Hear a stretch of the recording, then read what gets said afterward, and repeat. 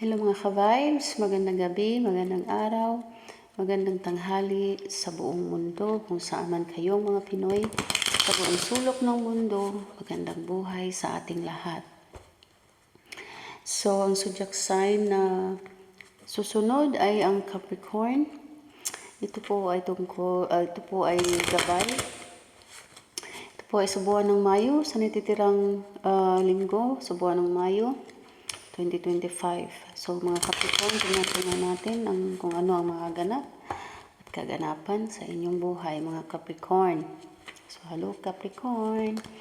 So hindi tayo ng gabay, angel guides, angel spirits, universe. Ano po ang papakita nyo sa baraha? Sige, may tumalon. So tingnan natin dito. Tayo dito.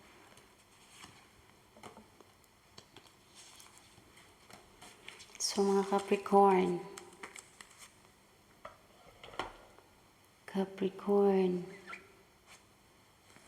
karamihan sa mga Capricorn, mga sensitive. So Two of Swords, Knight of Wands, the Chariot, Seven of Pentacles. So Capricorn, may nakagusto sa iyo ng sekreto. May nang admire dito sa mga Capricorn. Depende sa admiration. Na-admire siya sa kanyang itsura, sa kanyang postura, daw siya manamit, daw siya mag-handle sa kanyang pamorma, or nag-admire siya sa kanyang lakas na loob, lakas na tibay na pananandigan. Nag-admire itong tao sa iyo dahil ikaw ay strong personality, fighter na tao, na lahat ng mga pangyayari at mga problemang nangyari sa iyo ay you fight on, na ikaw lang at independent ka. So may nag-admire sa iyo, so depende sa klaseng admiration. Meron ditong mga singers, magaling kumanta. May magbabiyahe. May biyahe po sa inyo, mga Capricorn, na plano kayo magpunta by groups or mga grupo ng kaibigan. Punta kayo sa hindi masyadong malayong lugar. Halimbawa, kung nasa part ka man ng Amerika or Europe or sa Asia or sa Middle East. So, itong grupo na to, ano lang na magpunta lang sa lugar na yan. So, hindi siya talaga yung magpunta sa mga ilang oras na biyahe, like 9 hours na flight or 18 hours na flight. Hindi, karamihan dito magpupunta lang sila sa mga lugar na by car or by train. Yung grupo ng magkaibigan dito, meron ding malungkot. May malungkot dito, namimiss na yung taong mahal niya, namimiss niya yung karelasyon niya. Meron dito, mayroon ditong hindi makatulog sa gabi dahil yung naramdaman niya ay panibugho. Tsaka panibugho ang kanyang naramdaman. So yung karamihan dito nakikita ko ay kahit may karelasyon na, may asawa. So may may ibang karelasyon. So hindi karamihan dito ay walang kalayaan dahil kasal. Walang kalayaan. Yun dito sa bawat pamumuhay ay meron talagang challenge sa buhay. Bawat araw-araw may challenge. So hindi araw-araw ay maulap. So hindi araw-araw ay maganda ang panahon. So meron din talagang bagyo na dumating at paparating pa. So mga Capricorn, mayroon ditong magsusurprise po sa inyo na tao. So unexpected. May magsusurprise dito. Karamihan ay magsurprise po siya sa inyo in actual na magpunta sa bahay nyo. Meron din dito ng surprise message. So, surprise ang mensahe na matatanggap mo po sa tao na to. Or email o regalo. May surprise dito. Meron ditong paligsahan ng kagandahan. Meron ditong kompetisyon kung sino ang mas magaling. So meron ditong nakikita ko din na wag Huwag po kayong masyadong mugmok o huwag po kayong masyadong mag-think negative kasi nakakaano yan yung down, yung energy nyo, naglo-low energy yung naramdaman nyo. Down yung negative, it means negative yung energy nyo. Huwag po nyong hayaan na kung ano yung nakaraan na. Huwag kung anong nakalipas ng mga ilang oras, halimbawa ilang oras o minuto lang, huwag nyong hayaan na maepektuhan yan sa present na life nyo at sa future pa. Kung nakaraan na, huwag nung balikan. Kung maganda ang nakaraan or bad ang nakaraan na yun, tapos na. So, harapin natin ang ngayon at ang bukas at ang paparating pa. So, percent, tsaka think positibo lagi sa pamumuhay mga Capricorn.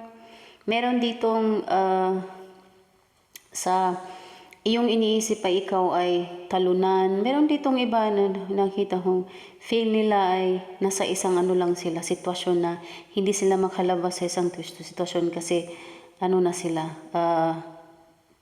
tinatali na sila sa tao na to, kasal na halimbawa. Yung iba dito nakikita ko nga kasal na sila pero may karelasyon sang iba. So, yung karamihan dito ay long distance LDR, long distance relationship. Yung karamihan dito nakikita ko. So, yung karamihan dito hindi makatulog, hindi mapalagay. Sad siya sa panahon na matutulog siya. Yung utak niya, yung puso niya ay may iba dito nakikita ko umiiyak, sekretong umiyak. Yun. Kasi malayo sila. Feel niya yung ang layo, hindi ko siya mapuntahan, hindi ko siya mahawakan, hindi ko siya masasabihan kung anong naramdaman ko. So, mga Capricorn, wag po kayong masyadong emotional. Nakita ko dito mostly mga emotion. Emotions ang nakikita ko dito.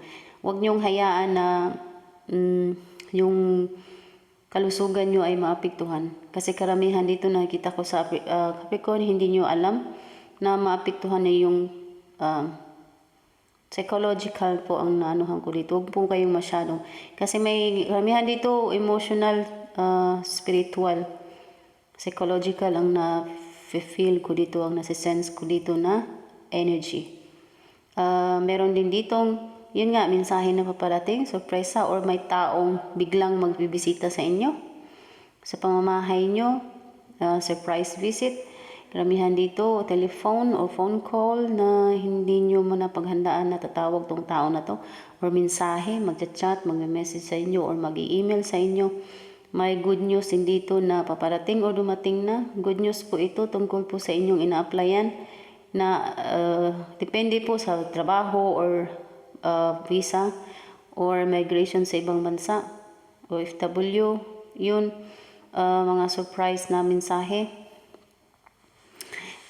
Meron din dito, may nakita akong energy dito, lalaki.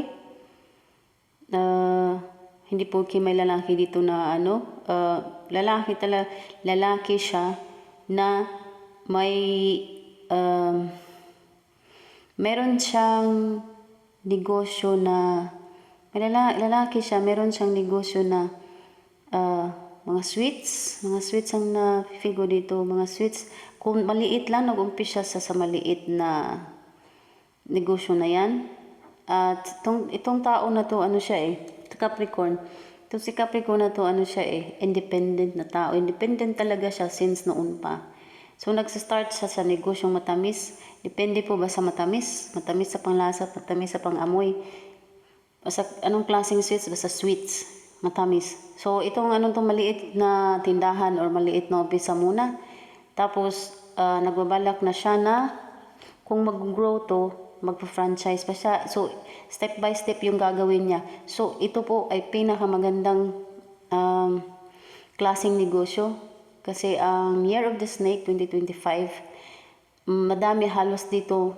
Kung mag-umpisa na kayo sa inyong negosyo or meron na kayong negosyo, ito yung pinakamagandang taon na nag-umpisa sa ganitong klaseng negosyo, yung mga matamis na panglasa at amoy. So, depende po yan. Kahit perfume nga po, iba sa panglasa na amoy, perfume pwede din. Kasi masarap yan sa pangamoy. Panglasa na panglasa naman, so yung mga pagkain na panglasang matamis. Yun, maganda yan. So mga yung negosyo na yan, mag-grow pa yan, mag-improve, madaming mga suki, madaming gustong bibili at magbili pa. Meron din ditong modeling, meron ditong, yun nga, magbabiyahe sa ibang bansa or magbabiyahe lang sa mga ilang oras ang biyahe, group of friends, barkada. Meron din ditong wedding na pupuntahan, kasal na pupuntahan, mostly dito fiesta, yung mostly dito birthday, fiesta, kasal. So meron din ditong diborsyo, nakikita ko.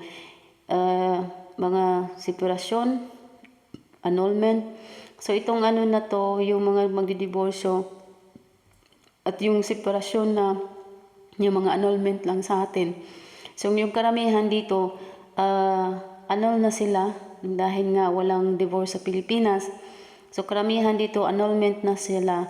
So yung bawat partner nila may kanya-kanya na silang relasyon. Meron din ditong sekreto na relasyon kahit annul na sila. Meron nakikita ko dito naapektuhan yung mga anak nyo. So wag po kayong masyadong mainit ang ulo, mga Capricorn. Karamihan dito emotion talaga ang na-feel ko dito, nasi-sense ko dito sa mga Capricorn.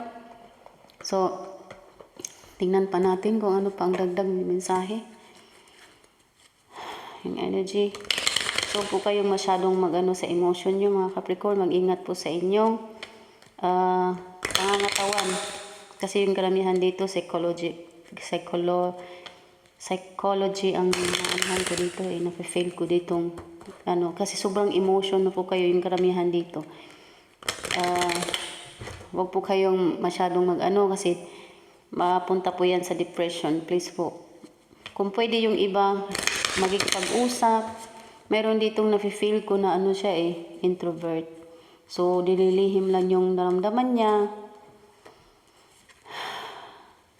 So, may magbabiyahe talaga dito. Itong taon na to, po kayong mag-alala. Ang mag-apply po ng visa, papuntang ibang bansa or mag-migration or papuntang trabaho na to, magpa-fly na po kayo sa taon na to. Yung iba dito, meron na silang visa. Excited na yung iba sa kanilang biyahe. Sa kanilang pagpunta sa lugar na to, yung mga ibang Capricorn natin dyan. O yung part sa family nyo, yan, magta-travel na. Meron din ditong ginagabayan po kayo ng inyong mga gabay, mga angel spirits, angel guides. Meron dito, ang dami nyong gabay, ginagabayan talaga kayo. So, meron din ditong, wag po kayong masyadong magtiwala sa mga tao, yung mga kapaligiran nyo. Ingatan nyo po. Pag-ingatan nyo po, wag nyo masyadong ipagkatiwala yung mga anak nyo sa ibang tao. Wag nyo ipagkatiwala. Lalo na yung mga bata pa, yung need pa ng parents, guide pa talaga ng mga parents. Kailangan pa ng Wag nyo ipagkatiwala kahit pinsan or kahit kamag-anak. Wag nyo basta-basta ipagkatiwala. Sa panahon na to, grabe ang mga sitwasyon sa panahon na to. Yung mga may anak, karamihan dito, mag-ingat po, mostly dito nakikita, mag-ingat po kayo. Mayroon pong stabbing dito, mayroon pong katraydoran na nakikita ko po dito, mga Capricorn. Huwag po kayong basta-basta sa sinasabi ko lagi sa bawat zodiac sign, bawat paglabas nyo ng bahay, magdasal kayo bago nyo buksan yung pintuan nyo sa bahay. Kahit palalabas lang kayo, may nigarilyo sa labas or makipagchika lang sa labas, kahit lang sa hagdanan or basta paglabas nyo ng pintuan, before kayo lumabas sa pintuan, mag-sign of a cross kayo, magdasal bago kayo lumabas, bago nyo ihakbang yung isang paan nyo palabas. Magdasal po talaga kayo, manghingi ng protection sa Panginoon, mag-sign of a cross. Kasi once lumabas na tayo sa bahay, dyan na yung hindi natin malalaman yung anong mangyayari sa paglabas natin sa ating tahanan. So mga Capricorn, mag-ingat po kayo kasi may na-feel ako ditong stabbing, saksak, pananaksak. Yun, na-feel ko dito. May t-shirt na maputing t-shirt, puting t-shirt ang nagsuot. May nagsuot na puting t-shirt, 3 tao. Tapos itong 3 tao na to, nakaputi na t-shirt, yung isa itim, yung isa medyo parang gray or medyo may pagka-gray or brown. yung isang t-shirt. May nasa-sense ako dito, may nafe-feel ako dito. Meron talagang, basta mag-ingat po kayo mga Capricorn. Wag po kayong masyadong sa labas. Kung pwede po, ingat-ingat sa inyong sarili. Huwag po kayo masyadong magtiwala. Kahit sino pa. Ang pagkakatiwalaan na natin po ang atong Panginoon, ang sarili. Yes po, mag-ingat po bawat hakbang. Kasi may danger ako nakikita dito. So,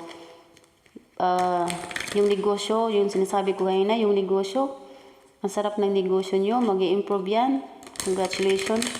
Aangat pa yan at bubunga pa. Madami pang bunga na parating at paparating pa. Meron ditong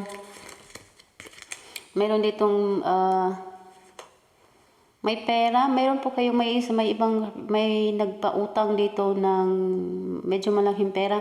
Meron din ditong parang organization na sila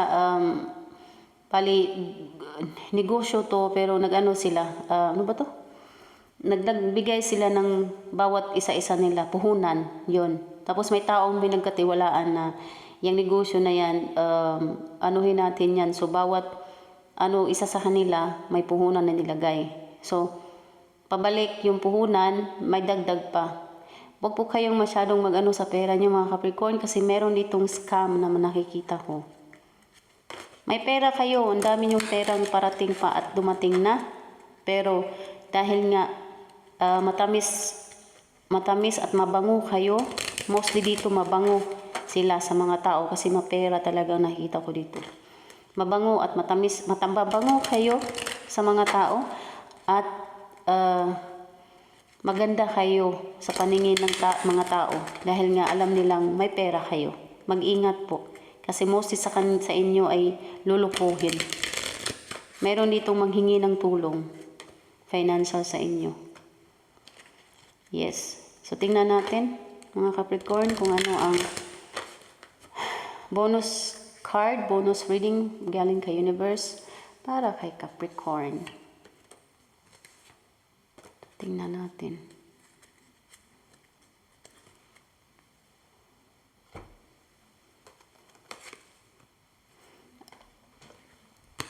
Tingnan natin. Pasensya na po, nagkamali ako ng pick up ng ito pala. So, tingnan natin kung ano ang bonus message para kay Capricorn galing sa Universe. Para sa inyo po ito, Capricorn. Tingnan natin kung ano ang bonus mensahe ng Universe.